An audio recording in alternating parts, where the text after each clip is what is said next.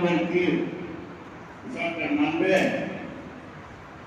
হঠাৎ করে বলো আন্দোলন ছাত্র আন্দোলন একসময় মানতে বাধ্য, কারণ এই দেশ যখন স্বাধীন হয়েছিল তখন ছাত্ররা আন্দোলন শুরু করেছিল, তারপর জনগণ সর্বস্তরের জনগণ মুক্তিযুদ্ধে অংশগ্রহণ করেছিল। আমি যদি আমার বয়স যদি তখন মুক্তিযুদ্ধে যাওয়ার বয়স থাকতে আমি মুক্তিযুদ্ধে যেতাম, আমি অনুপ্রেরণা দিয়েছি, নেগেটিভ কোনো কথা বলিনি।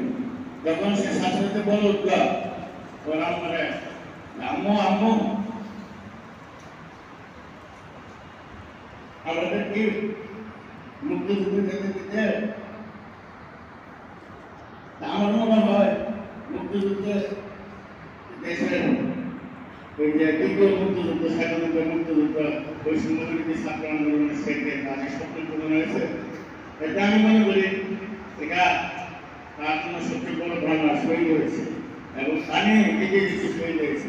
পানি দেওয়ার পূর্বে সে ক্রিয়া মুসলমান ঘোরাঘুরি হয়েছে, তখন তার উপরে